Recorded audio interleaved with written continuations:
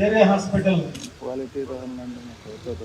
నూతన అభివృద్ధి కమిటీ ప్రమాణ స్వీకారం, అదేవిధంగా హాస్పిటల్ కమిటీ మీటింగ్ కూడా ఈరోజు నిర్వహించుకోవడం జరుగుతుంది. ఎందుకంటే ఈ హాస్పిటల్కు ప్రత్యేకత ఉంది. ఇది 3 రాష్ట్రాల మధ్యలో ఉంది. అటు తమిళనాడు, ఇటు కర్ణాటక, ఆంధ్ర. నాకు తెలిసినంత వరకు ఒక మండల హెడ్ క్వార్టర్ లో, కాన్స్టిట్యున్సీ హెడ్ క్వార్టర్ లో ఎంత ఓపీ వస్తుందో దాదాపు అంత ఓపీ ఇక్కడ వస్తాం. దాదాపు 500 పైన 600 మధ్యలో ఇక్కడ ఓపీ వస్తాం. అంటే అతి ఎక్కువ పేషెంట్స్ ఈ మండల హెడ్ క్వార్టర్ లో ఉండేటువంటి హాస్పిటల్కి రావడం అనేది రాష్ట్రంలోనే అరుదు.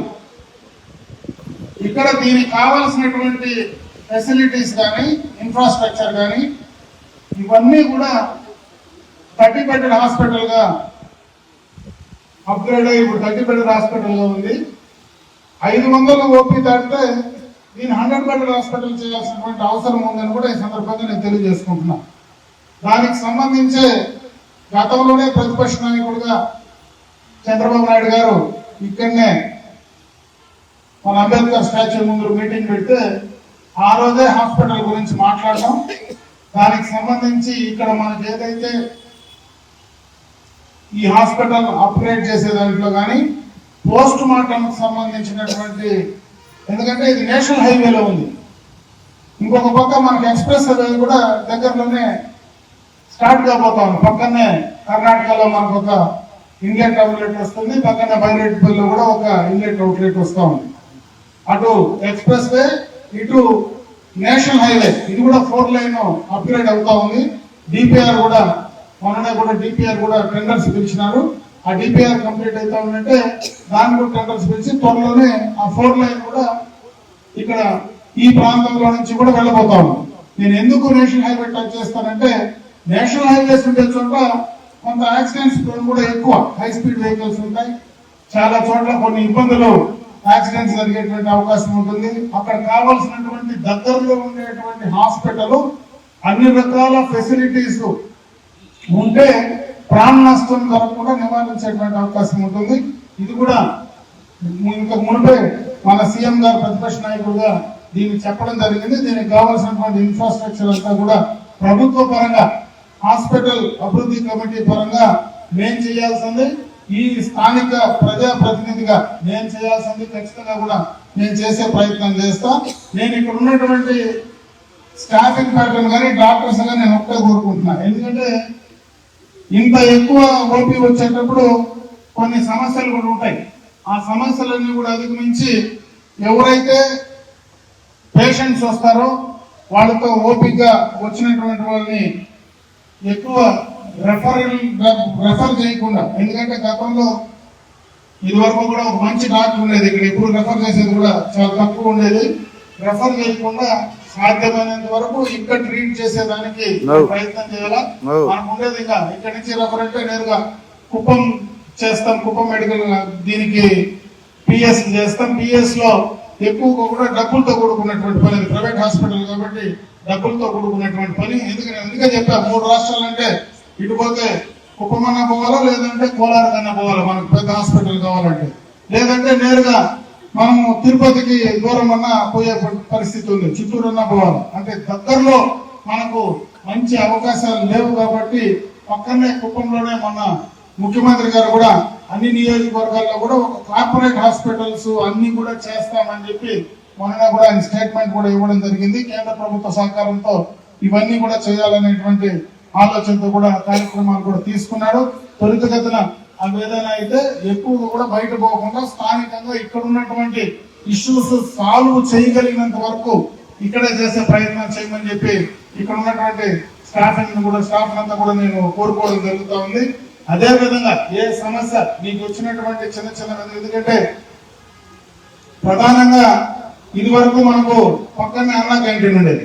ఎవరైనా ఒకవేళ ఇక్కడ పేషెంట్స్ వస్తే పేషెంట్స్ వాళ్ళకి సంబంధించిన ఎవరైనా వస్తే అన్న క్యాంటీన్ పోయి 5 రూపాయల భోజనం తినేసిపోయేవాడు. ఈరోజు దురదృష్టం అన్న క్యాంటీన్ గత ప్రభుత్వంలో పోయింది. మళ్ళా కూడా ఇక్కడ ప్రపోజల్ పెట్టాం. ఇక్కడ త్వరలోనే అన్నా క్యాంటీన్ కూడా ఆపరేట్ చేస్తే మనకు అడిషనల్ గా దానికి కొంత భాగం తగ్గుతుంది. ఇంకొక పక్క స్వచ్ఛమైనటువంటి త్రాగునీరు అందించే కార్యక్రమం.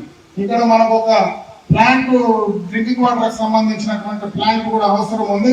వెంటనే త్వరితగతిన దాన్ని ఏదో ఒక నిధుల కింద ఖచ్చితంగా కూడా మీకు కావాల్సినటువంటి వాటర్ ప్లాంట్ ఈ హాస్పిటల్ తీసుకురావడానికి తప్పనిసరిగా నా వంతు ప్రయత్నాలు చేసి త్వరితగతిన దాన్ని కూడా కంప్లీట్ చేసేటువంటి కార్యక్రమాన్ని చేయడం జరుగుతుందని చెప్పి తెలియజేసుకుంటూ, ఎందుకంటే ఇది బస్ స్టాండ్ లో సెంటర్ లో ఉంది, ఎవరు వచ్చినా కూడా డైరెక్ట్ గా యాక్సెస్ ఉంది, వచ్చేటువంటి అవకాశం ఉంది. కాబట్టి ఇది ఒక మంచి హాస్పిటల్, మంచి అట్మాస్ఫియర్. ఈరోజు చెట్లు కూడా ఇప్పుడే నాటాం, కొత్త హాస్పిటల్ అంతా కూడా చెట్లు నాటాం, గ్రీనరీ డెవలప్ చేసి ఆ చెట్లు కాపాడి మంచి వాతావరణం హాస్పిటల్లో ఉండే విధంగా ఇక్కడ ఉన్నటువంటి అధికారులు చర్యలు తీసుకోవాలా.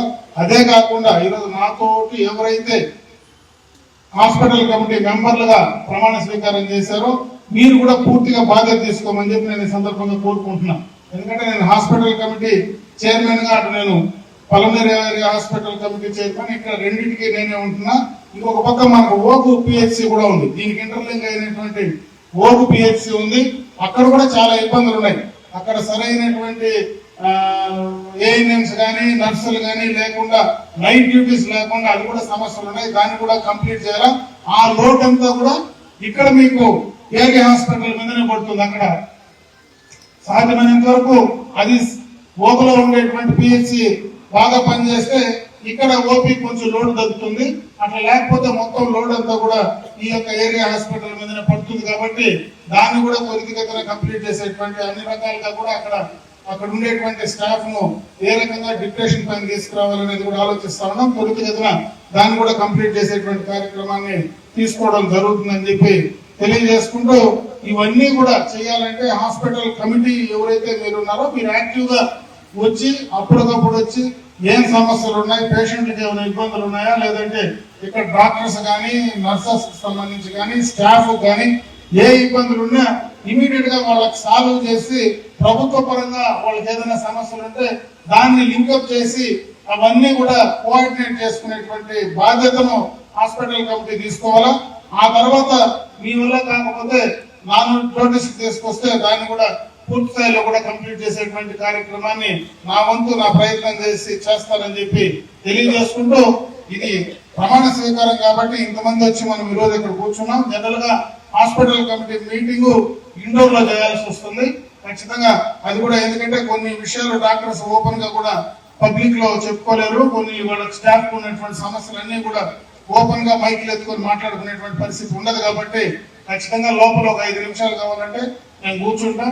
ఏదైనా ఇష్యూస్ ఉంటే మీరు హాస్పిటల్ డెవలప్మెంట్ కి సంబంధించిన ఇష్యూస్ ఏమైనా ఉన్నా కూడా మా హాస్పిటల్ కమిటీ దృష్టికి తీసుకొస్తే వాటన్నిటిని సాల్వ్ చేసేటువంటి ప్రయత్నం తప్పకుండా చేస్తానని చెప్పి తెలియజేసుకుంటూ, మరొకసారి ఇక్కడ ఎవరైతే డాక్టర్స్ స్టాఫ్ ఉన్నారో హాస్పిటల్ కమిటీ ఉందో ఈ హాస్పిటల్ ను ఇప్పుడే ఏ గ్రేడ్ లో ఉంది. ఆల్రెడీ ఈ మన బీకోట హాస్పిటల్ స్టేట్ లో ఏ గ్రేడ్ లో ఉంది.